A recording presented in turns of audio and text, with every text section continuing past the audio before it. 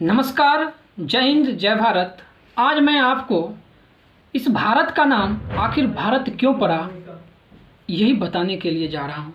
भाइयों बहनों, नौजवान साथियों, सर्वप्रथम विष्णु पुराण के अनुसार भगवान विष्णु के नाभिक कमल से ब्रह्मा जी का जन्म होता है। ब्रह्मा से मुनि अत्रि, अत्रि से राजा चंद्र, चंद्र का पुत्र राजा बुद्ध और बुद्ध का पुत्र होता है पूर्वा, पूर्वा का पुत्र आयु, आयु पुत्र नहुस और नहुस का पुत्र चक्रवर्ती सम्राट ययाति। ययाति महाराज का 5 पुत्र होता है।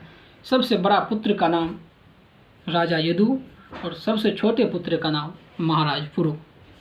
पुरु के ही वंश में एक प्रतापी राजा हुए जिसका नाम था हस्तिन और उसी के नाम पे हस्तिनापुर पड़ा। फिर आगे चल के उसी वंश में राजा कुरु जिसके नाम पे कुरुक्षेत्र पड़ा। उसी वंश में आगे चल करके चक्रवर्ती सम्राट भरत होते हैं जिसके माता पिता का नाम दुष्यंत और शकुंतला होता है। कहने का तात्पर्य है दुष्यंत और शकुंतला का पुत्र चक्रवर्ती सम्राट भरत के नाम पर इस देश का नाम भारत पड़ा। वही वंश में आगे चल के राजा संतानु होते हैं जिसका पुत्र भीष्म पितामह होता है। और फिर जाके कौरव और पांडव का युद्ध इसी वंश में होता है जो विश्व विख्यात है। और उसी से निकल करके आता है महाभारत, ऐसे महाकाव्य। और उसी में हिंदुस्तान का, दुनिया का सबसे बड़ा ज्ञान, श्रीमद् भागवत गीता का ज्ञान उसी महाभारत के युद्ध से कुरुक्षेत्र के मैदान में भगवान कृष्ण अर्जुन को सुनाते हैं।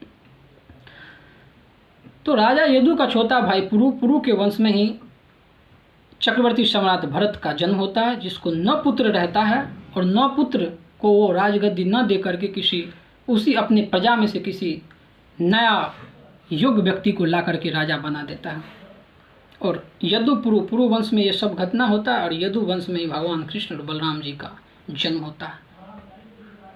इसमें कोई कन्फ्यूजन नहीं होना चाहिए कि भारत का जो नाम है भारत पड़ा, वो चक्रवर्ती सम्राट भरत थे जिसका माता पिता का नाम दुष्यंत और शकुंतला, मतलब दुष्यंत शकुंतला पुत्र चक्रवर्ती सम्राट भरत के नाम पे इस देश का नाम भारत पड़ा।